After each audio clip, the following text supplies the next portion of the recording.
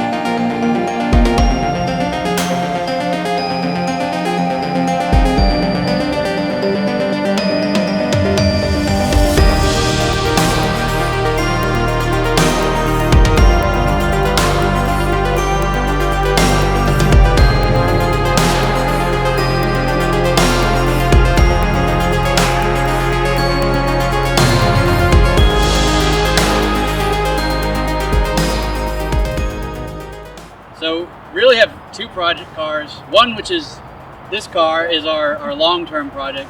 This is the Klaus, we've named him. Had it for 10 years. And the other project car we have is a 1982 Rabbit pickup truck, which we've had about 3 years. That one has just come back from being repainted. It's now Manila green. Did a single round front core support swap, doing kind of a retro Rabbit look with chrome small bumpers, Ronal turbo wheels, and chrome trim. And that car is getting, or has a 2-liter ABA swap, but also has a new speed supercharger on top. So it'll be a lot of fun when it's done. So this car, we've gone through kind of a number of iterations of work. We got it for free from a guy that had kind of a hoarding situation with a whole bunch of Volkswagens in his backyard. The town at Apex was yelling at him for having too many disabled vehicles. And I was wearing a VW t-shirt, and he saw it and said, "Hey, do you like Volkswagens?" And I said, "Well, sure, I do." He's like, "Do you like diesel Volkswagens?" I said, "Yeah." He's like, "Well, I've got a whole bunch of diesel Volkswagens I need to get rid of." So went over to his house and saw it. He had like 5 or 6 Volkswagen diesels.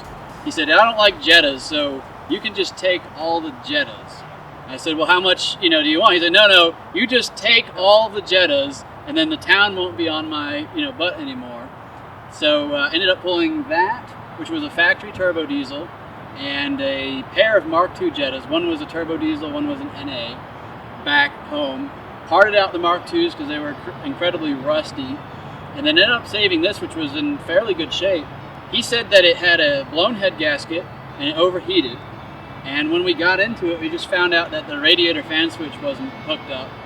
And so after putting some fresh fuel in it and dealing with some electrical issues, it fired right up and idled fine, drove fine, needed brake work and some other stuff and just a general refresh, but kind of did like a basic update on it and drove it for a couple years.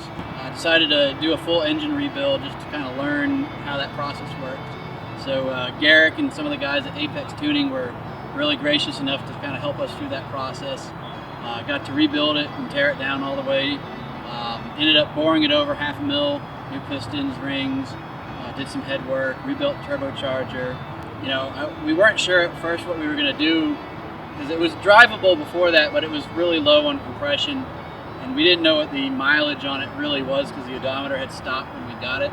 When we pulled the motor apart, it had like a 3mm ring gap, quite worn, internal. So we were debating swapping it to a different motor or rebuilding the one that was there. We decided, because of the fact that it was like a factory Mark I turbo diesel, which are kind of not so common, that we should rebuild the original motor and kind of keep it original. So that ended up taking it in a little bit different direction and probably ended up costing more money than just swapping to a newer motor, but kept it more original and true.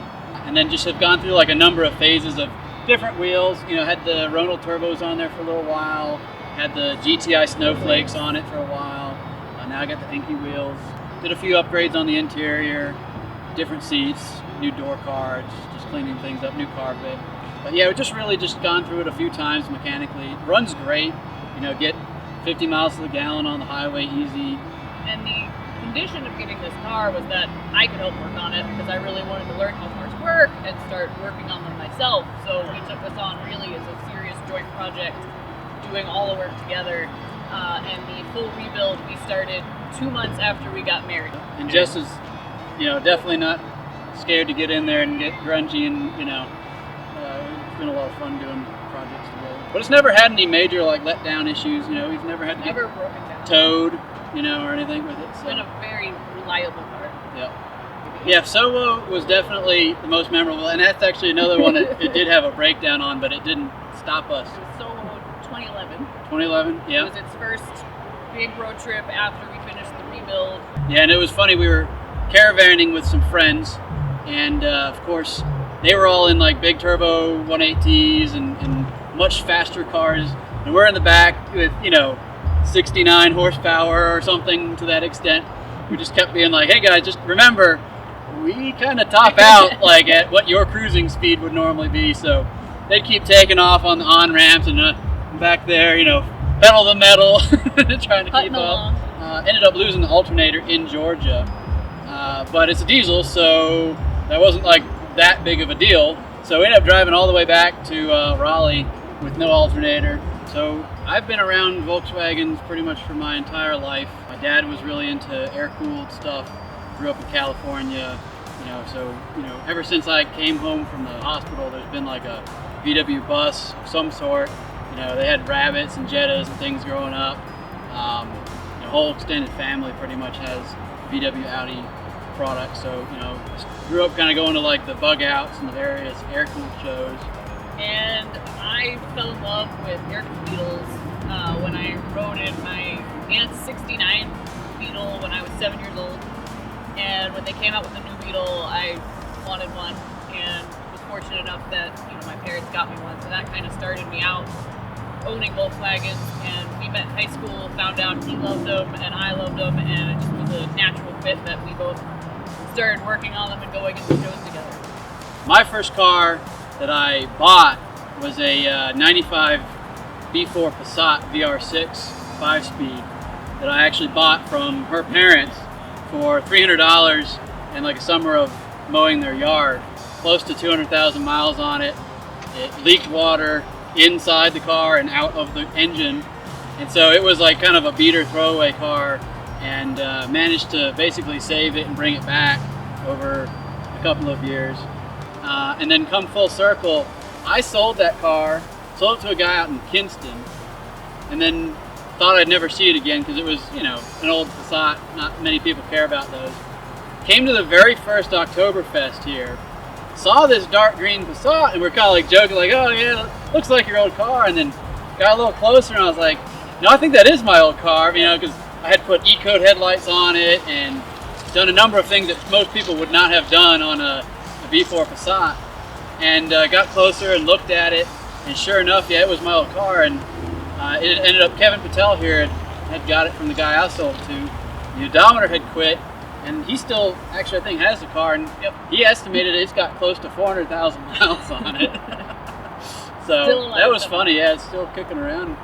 So I daily drive a 03 20th anniversary GTI. Yeah, and I've got a 2015 A3 Quattro.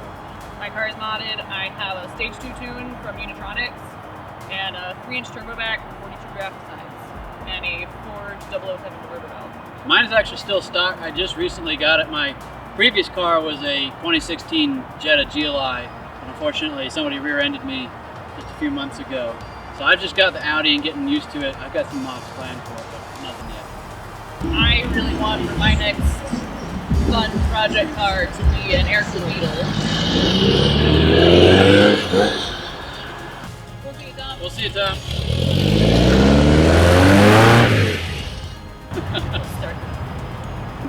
Who knows what'll pop up. Most of the stuff we bought has been kind of opportunistic, like, oh, that's a good car, or it's a car we know, from somebody that's, kept well. So there hasn't been a lot of pre-planning when it comes to the cars we've bought. Yeah. It's usually very last minute, very opportunistic, but always an adventure. Yeah.